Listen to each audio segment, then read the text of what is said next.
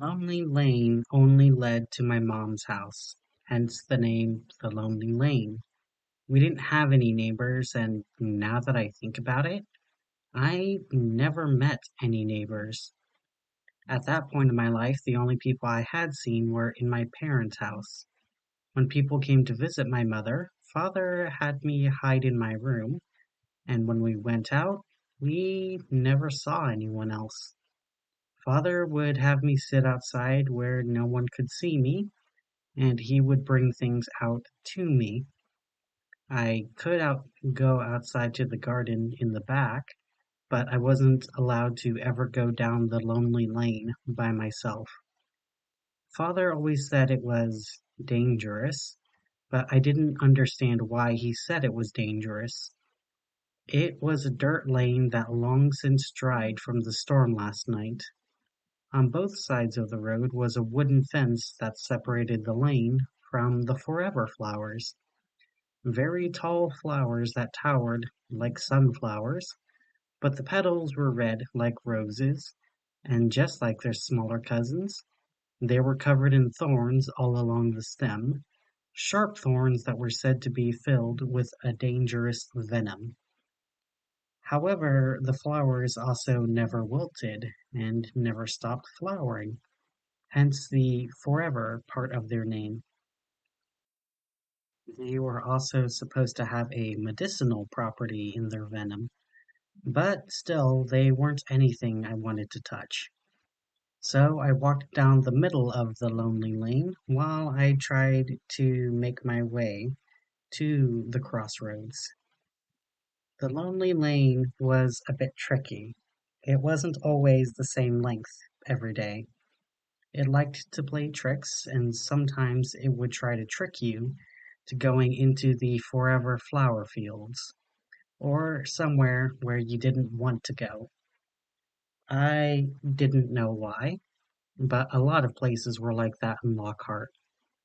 As I walked down the lane with the crossroads not even in sight, I saw that there was an opening in the wooden fence, and through it I could see an opening through the forever flowers, a very thin path through the flowers that I could carefully walk through without touching the flowers.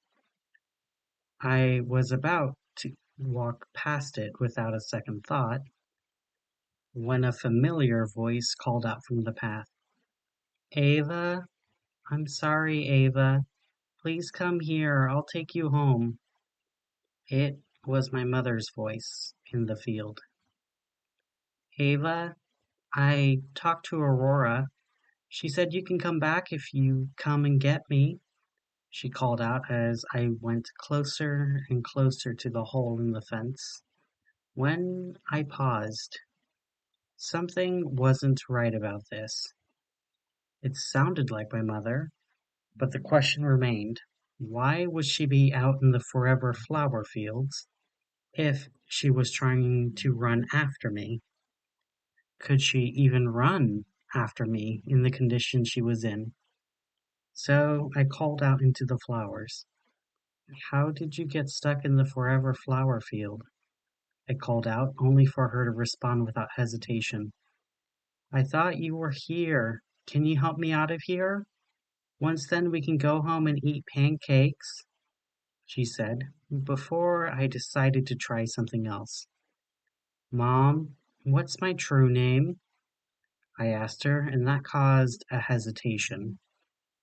Our family had many names. There was a name that I called day to day, but my true name is an incredibly secret. It wasn't chosen by my mother nor my father.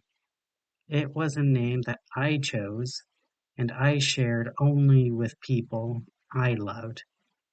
I shared it with my mom and dad, a name that was never spoken publicly.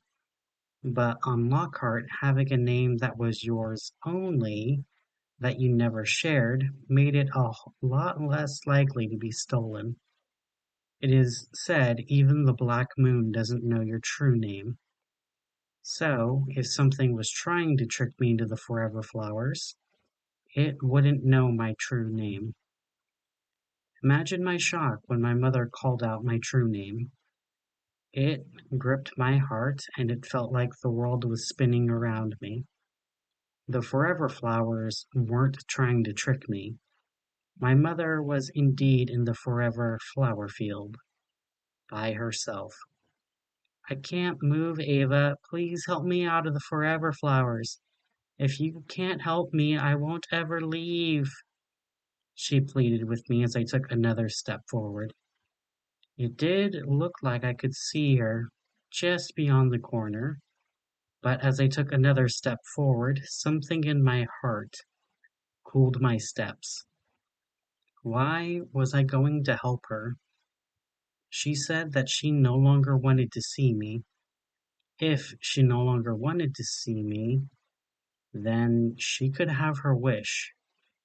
But I must have been quiet long enough because she called out again. Ava, please. I can't move myself, and I don't want to get cut by the thorns. She wailed, and I finally answered. You said you no longer wanted to see me anymore. All I am doing is exactly what you said. I called back as I turned around, and her wailing turned to sobbing. I can't see anymore. I can't see anything anymore. Aurora took my eyes after you left and she dumped me here. She told me if you didn't take me out of the field, I'd have to find my own way out. But if I even touch a single thorn, I'll die. Please, Ava, I don't want to die. I don't want to die. I don't want to die. I don't want to die. She sobbed as she finally broke down. Knowing all of that didn't make me more sympathetic towards her. It only hardened my heart. She didn't even consider how Aurora was going to get rid of me. She was perfectly happy for me to die, as long as it meant I was no longer bothering her.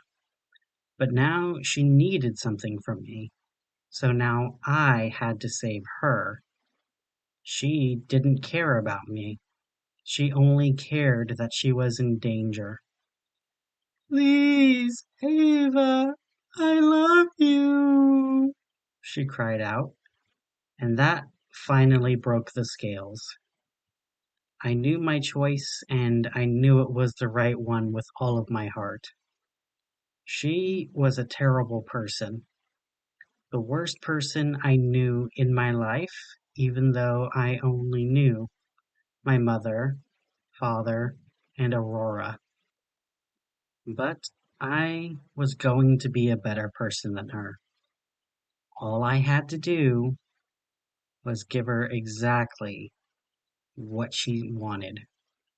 Well, I just don't love you right now, I called back as I turned away and continued down the lonely lane. I heard one last response from the field of flowers. What the fuck does that even mean? My mother called for the last time, as I quietly made my way down the lonely lane. Even after all of that, with her life on the line, and with me leaving her for the final time, she still didn't remember what she said to me. That hurt me deeply as I walked down the dirt lane. Those words hurt me so much that I still remember those words, even as I forget the person who said them. But in her final moments of life, she can't remember them. It was just another day for her. That anger filled my body like a warm wave that caused all of my muscles to tense as I traveled down the road. When I finally cooled enough to look around me, I noticed the world seemed a bit different somehow. I wasn't quite sure what it was. Maybe it was the forever flowers wilting around the edges of the fence.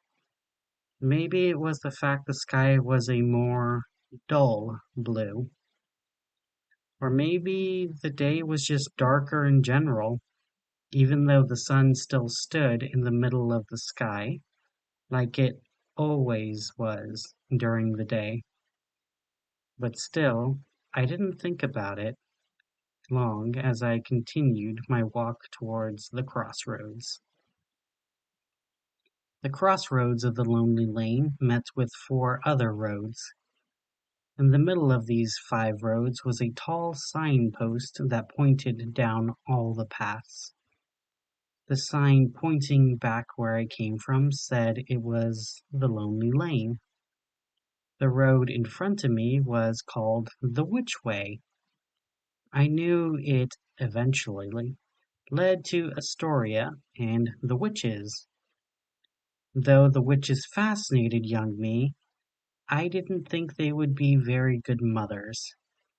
For every story I heard of a witch helping a young girl finding her way home, there were 5 stories of the witches eating young girls as a snack. It was tempting to go down the witch way. I could see many berry bushes I knew were delicious, and treats hanging from trees with ribbons. I knew it was made to tempt people to go down the path and eventually reach the realm of the witches. They made their path look as appealing as possible to hide how dangerous it was. I remember all those stories from my father. People who seemed nice were always the most dangerous people in the world. So, if I was on a crossroads, the least appealing path was obviously going to be the safest path to take. To the right of the Witch Way and to my right was the path that led to the City of Sleep. The path was dark and more like a tunnel through the thickest part of the forest, full of brambles and thorns. Not venomous like forever flowers, but it still looked dangerous. I didn't know anything about the City of Sleep, so I checked the other roads. The path forward was labeled as Rocky Road. I don't get it. Why was it called that when the road looked smooth as all the other roads? Maybe it led to a place with a bunch of rocks? Father never told me anything about the Rocky Road. Then to my left was the final road. The road to my left was the most mysterious. It was black with yellow lines dotting the center, and unlike all of the others, it looked like no one ever walked down that road. The sign pointing down it was covered with whitewash, and sloppy words were painted over it. No return. Do not go. I glanced down that way, and then I compared it to the path to the City of Sleep, while I tried to figure out which way was the least appealing, and therefore the safest place to go. I sat down while I considered it, and I waited long enough that something curious occurred. From just underneath the sign, a rabbit dug her way out from underneath the sign. This rabbit had clean white fur that didn't even have a single crumb of dirt on her shining fur. Around her neck was a long purple ribbon that followed behind her and made sure that my eyes watched her approach. The rabbit saw me nearby, so she approached me, getting closer and closer, and when she was close enough for me to pet, before she flopped onto her side, her belly facing me. I reached out to pet her, and as I pet her, I could hear the rabbit speak. "Are you having a hard time deciding where to go?" the rabbit asked, and I nodded before I responded. "I am. I was promised that if I could choose the right way on the crossroads, I would find a family that loved me, even if they didn't always understand me, I told the rabbit, who opened a wild blue eye to stare at me as I gently pet her side and back. I see. And you don't know which way is the right way? Maybe you need help with your right and left? She asked, and I giggled. Not that kind of right. Right as in correct. Which way is the correct way to go on a crossroads? I asked her, and the rabbit let out a sigh. When on a crossroads, the right way is always right where you are standing. But since you can be standing anywhere on the crossroads, the right way may be completely different way, depending on when you get there. Right now, the way to your right leads to the city of sleep, the rabbit said, and I turned to face it. It was indeed dark, but some sunlight was getting through, so I could guide myself through it if I needed to. However, it still looked dark and dangerous. Is it dangerous in the city of sleep? I asked the rabbit. It's as dangerous as sleeping, she said cryptically, but I took it to mean that it was safe in the city. What can you tell me about the city of sleep? I asked the rabbit, who continued to stare at me with her wild blue eye. I can tell you a story about the prince who rules the city of sleep, and once you hear it, you can decide if you want to go there or if you do not want to go there. Is this a true story? I asked the rabbit, who clicked her tongue. It has more truth than your own story, Ava, the rabbit said as I kept petting her. After a moment of me petting her, she finally started telling her story. When the city of sleep was founded, it was founded by a distant sibling of Adansi, the Marquess of Madness. The prince asked for power from Adansi, and she refused unless he agreed that he would only have power for as long as he had his people's loyalty. The fool agreed. Now the prince had a city where his power is absolute. The sun and moon rise at his command. He can make food fill every plate, or he could empty every stomach. The seas would rise and fall at his command, and he became one of the most powerful princes of Lockhart. However, with his great power came a far greater weakness that went along with it, one that the wise never would have taken. Everywhere the prince goes, he has a noose around his neck. The noose cannot be removed by his power, nor his command, so it never leaves his neck. And if even one of his subjects who swears loyalty to him wishes it, then the noose will tighten and the prince will hang until dead. No other form of death will take him, so he has spent millennia with the noose around his neck. When he made his deal with Adansi, he saw himself as a god to his people, who would follow him loyal, like dogs. But instead he found himself collared with the noose, and now vulnerable to the will of the people. Instead of being the one who speaks and others listen, he has become the one who is silent and the one who listens. He is now what all great leaders should aspire to be, the serf and servant to his people, not the prince and patriarch. But there is a way to free him from his curse. If any of his citizens so wishes, They can take any knife to his noose and cut it free. Cutting the noose free will mean that he can never be harmed by anyone's command, and he will be free to do what he wishes, as much as he wishes. Though even after these 77 millennia, none have chosen to free him, nor have they chosen to hang him. Such is the Ouroboros of Adansi's noose. If the citizens let their king go, they will have no power over him, and he would have no obligation to listen to them.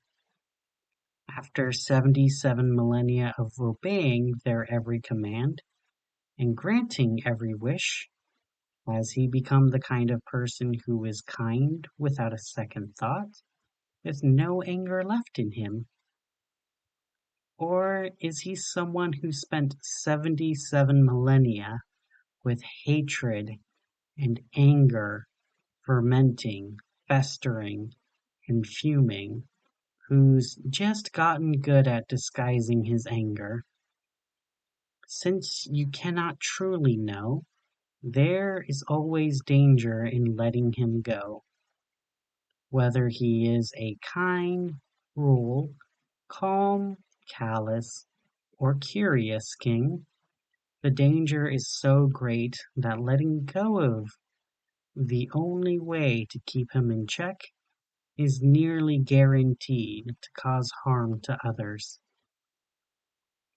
Even if he is a calm, kind, and careful king in your own lifetime, what is to keep him from turning on others in the future? He cannot be killed by any means except by the noose.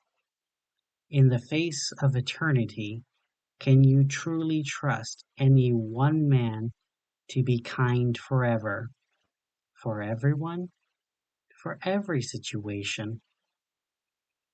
The rabbit's words echoed inside of me for a moment before I asked my question. If it is inevitable that he will turn evil someday, then why does he still live? Wouldn't killing him before he escapes be better for everyone else? The rabbit chuckled like I figured out the answer to a complicated riddle. Why indeed? Well, the why is quite simple. If the prince dies, so does all of his power. The prince can do anything within the limits of the City of Sleep. When he dies, so does all of his power with him. Everyone in the city is dependent on the prince's power in some way or another.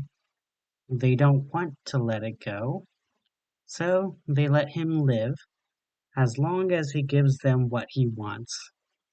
So sometimes they give him what he wants too, so that he keeps living and he continues to be the prince of the City of Sleep. Such situations tend to be complicated, though.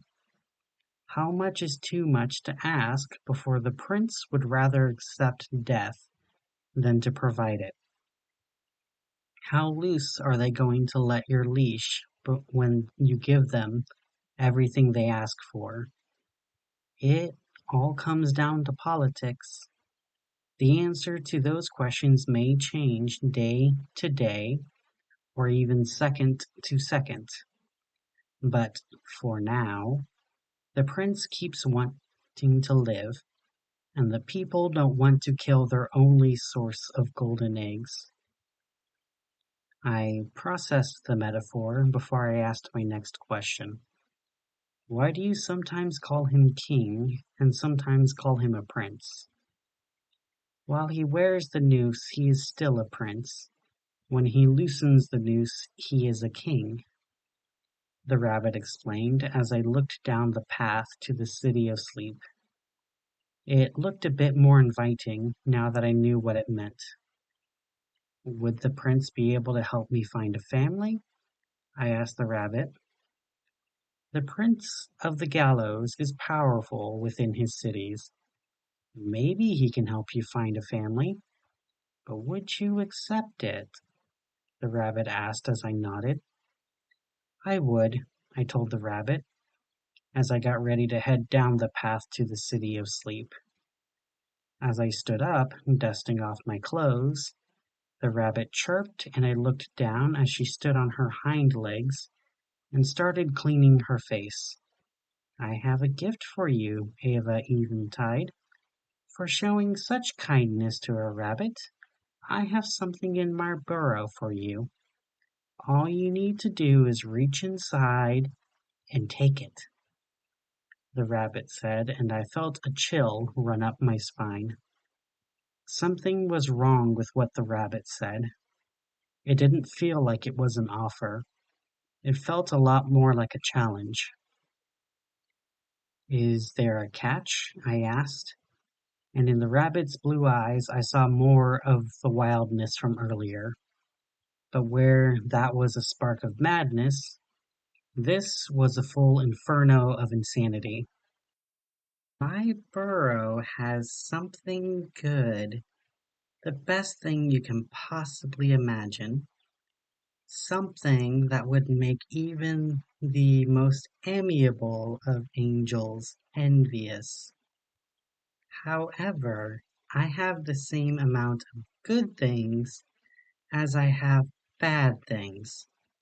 Something so bad that even the darkest of devils would despise it.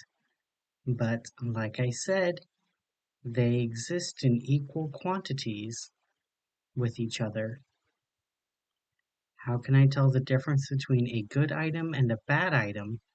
I asked the rabbit, only for her to chuckle.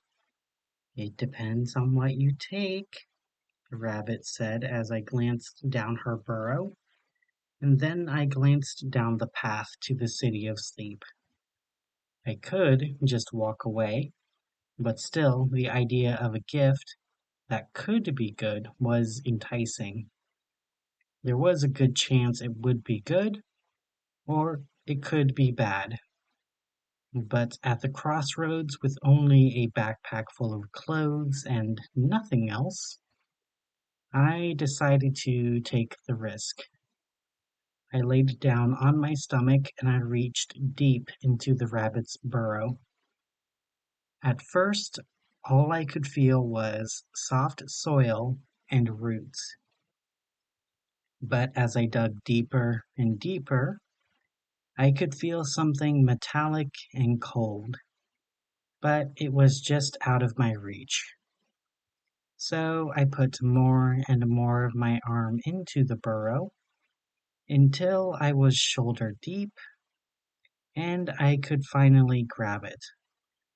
It was small, round, cold, and definitely metal. I grabbed it and pulled it, but as I pulled, it felt like it was stuck on something. Even as I pulled and pulled, it didn't budge until I finally heard a snap underground and it came loose and I fell over backwards. Now free, I could see what I held. It looked a lot like a pocket watch that was closed. The metal was somewhere between gold and brass with a chain of silver. I pressed the button on top and it showed me what was underneath. The face of the watch had all of the numbers of a typical watch, with a single colorful stone at each number. Also set in the face were three different numbers, similar to a calendar dial. However, I couldn't tell the date. That looks like they could be adjusted with the dials on top of the watch. The number to the left of the dial was a simple two-digit 01, and the number to the right was 27. The number on the bottom was simply a 0. I continued to stare at the watch's face while trying to figure out what it was saying when I heard the rabbit clear her throat. Well, I see you got the Rethin device. A powerful device if you can use it correctly, but also a great curse if used incorrectly. When you use its power, pay attention to the time limit you have. If you return to normal before you use it up, its power will pay no price. If you let it run out, though, your new normal will be a little different, the rabbit said before scampering back into her burrow, disappearing from view completely. Thank you, Rabbit, I called out to her, only for her to stick her head out for a moment. You may call me Adansi, she said before pulling some of the green grass from near her burrow to cover the front of the entrance. Now her burrow was hidden from view. It was odd that the white rabbit was called Adansi, too. Everyone in Lockhart knew the story of Adansi, the Marquess of Madness. A very long time ago, in a place very different from Lockhart, a young girl created an imaginary world where she could play and be safe. But something happened in her world. What exactly it was, no one truly knew. Some said it was a calamity from the sky. Some said the ground opened up, and others said that the seas boiled and the sky froze. What was known was that people were dying, so Adansi brought people into her imaginary world. That world became known as Lockhart, where we all lived. Though all of the original survivors of the calamity had long since passed on, leaving the world full of their descendants. Adansi remained a young girl, wandering through her imaginary world while we were all living in it. So it was rather odd to hear of a rabbit that had the same name as the Marquess of Madness. I began to make my way down the road to the City of Sleep. The trail was tight even for a small child like myself. I had to step very carefully, not to let any of the brambles or branches grab at my clothes. In the darkness of the woods, I could hear things move where I couldn't see them. I kept going as I ignored the breathing and panting as it got closer and closer. After what felt like an hour of walking, I could see a red light at the end of the tunnel in the brambles. I made my way forward just in time for something to step in my way. There was a large wolf that stepped on the path. I had seen dogs before in books, and I had seen wolves in books too, so I figured they were pretty much the same. When I saw the wolf, I realized that there was a lot of differences. The wolf in front of me towered over me. The teeth were so large that the wolf couldn't close its mouth. The gray fur revealed the scars of many battles, and the eyes were the same wild blue as the rabbit's eyes. The wolf stared at me for a moment before it opened its jaws and then it spoke. "Where are your parents?" the wolf asked in an oddly warm voice. A voice I wasn't expecting to hear from a predator. The voice of my father. "I am expecting them in the City of Sleep," I lied to the wolf. I didn't want to tell the large canine that my parents sent me out of the house. Then the wolf would have no reason to eat me if people were expecting me. The wolf didn't seem to believe me as it laid down on its stomach, looking at me. "In the City of Sleep," and they let you wander these woods all alone. You know, wolves live in these woods, wolves that eat lying children, the wolf said, pulling back his lips in a wide smile that looked hungry. Please let me pass, or else what happens will be your responsibility. I told the wolf with my knees weak as my right hand slipped into my pocket with the Rethen device. As I hurriedly pressed the buttons, hoping that it would do something, anything to help protect me. I remembered the line from one of my fairy tales about a talking wolf. Supposedly you had to say it to get past the wolf, otherwise he would eat you. Unfortunately, this gray wolf didn't seem the least bit fazed by my words. He didn't even care enough to acknowledge it. When the wolf leapt towards me, he didn't even growl. I expected him to growl before he pounced. I didn't learn until much later that predators don't growl at prey.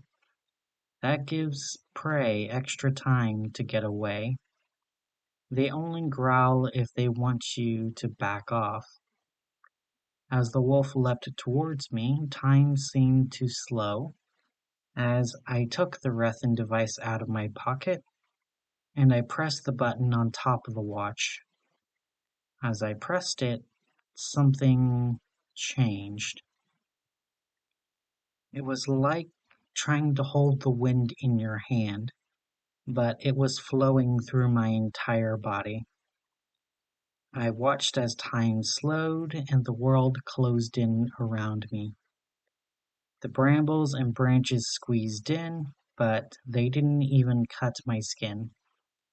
The wolf went from a towering monster to barely a puppy, as the wolf tried to bite through my hand, but it couldn't even break the skin. And now I could see worry in the wolf's wild blue eyes. I was now towering at 12 meters tall, and the little wolf was barely a toy to me. I grabbed the wolf and I pulled it off my skin as it whimpered in my hand. I told you, you should have listened, I told the wolf as I tossed it aside, only to see it scamper off into the woods. Once I was sure it was gone, I looked at the Rethen device while I tinkered with its buttons. Now the clock face read that I had less than 30 minutes as it ticked down.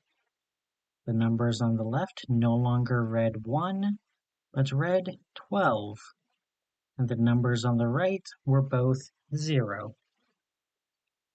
After a few tries, I got my size back to normal, and then the watch was no longer counting down. It was back to telling the time. What a curious device. I needed to uncover more of its secrets. I put the Rethen device back into my pocket as I made my way towards the city of sleep. The woods around me were silent. Nothing followed me, and nothing wanted my attention. Far away, a woman sat crying on the ground. Unable to see anything, she called for help. For hours, and now her voice was hoarse. But still she called.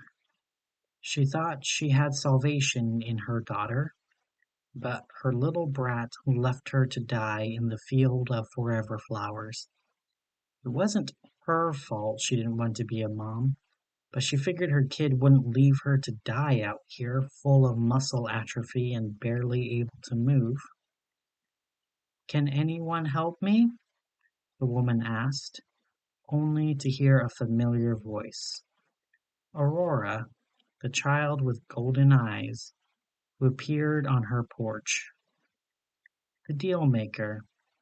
I can. Just crawl towards my voice, and I will bring you to safety," Aurora said, and the woman did crawl towards the familiar voice.